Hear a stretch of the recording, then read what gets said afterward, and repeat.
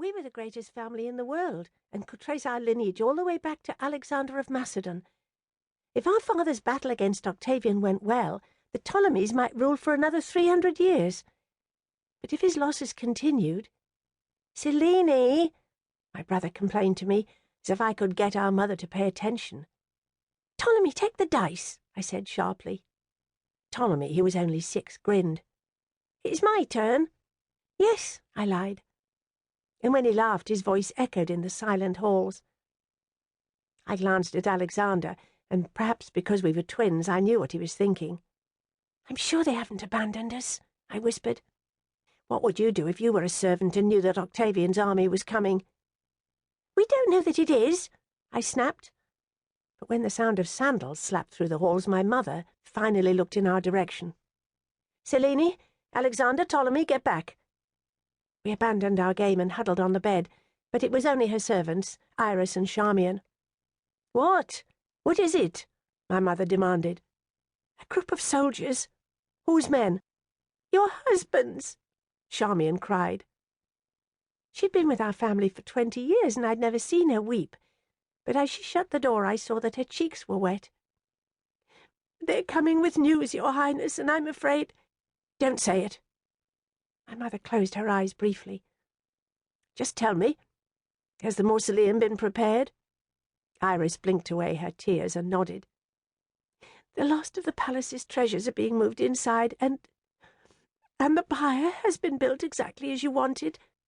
I reached for Alexander's hand. "There's no reason our father won't beat them back. He has everything to fight for." Alexander studied the dice in his palms. "So does Octavian." We both looked to our mother, Queen Cleopatra VII of Egypt. Throughout her kingdom she was worshipped as the goddess Isis, and when the mood took her, she dressed as Aphrodite. But unlike a real goddess, she was mortal, and I could read in the muscles of her body that she was afraid. When someone knocked on the door, she tensed. Although this was what we had been waiting for, my mother hesitated before answering, instead looking at each of her children in turn. We belonged to Marc Antony, but only Ptolemy had inherited our father's golden hair. Alexander and I had our mother's colouring, dark chestnut curls and amber eyes. "Whatever the news, be silent," she warned us. And when she called in a steady voice, "Come in," I held my breath. One of my father's soldiers appeared. He met her gaze reluctantly. "What is it?" she demanded. "Is it Antony? Tell me he hasn't been hurt." "No, Your Highness." My mother clutched the pearls at her neck in relief. "But your navy has refused to engage in battle, and Octavian's men will be here by nightfall." Alexander inhaled sharply, and I covered my mouth with my hand. "Our entire navy has turned?"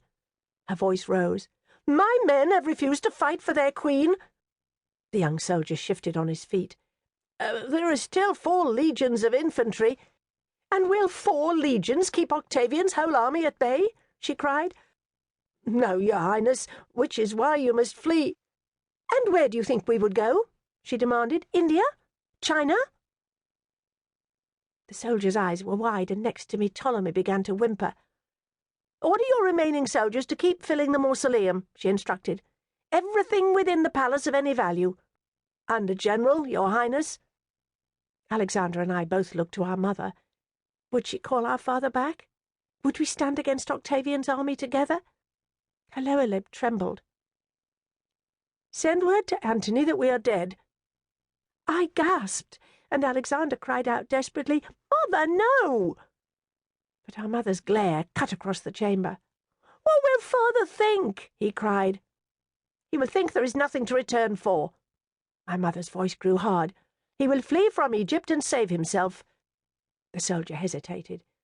"And what does Your Highness plan to do?" I could feel the tears burning in my eyes, but pride forbade me from weeping. Only children wept, and I was already 10. "We will go to the mausoleum. Octavian thinks he can march into Egypt and pluck the treasure of the Ptolemies from my palace like grapes, but I'll burn everything to the ground before I let him touch it. Prepare 2 chariots." The soldier rushed to do as he was told, but in the halls of the palace servants were already beginning to flee. Through the open door Alexander shouted after them, "Cowards!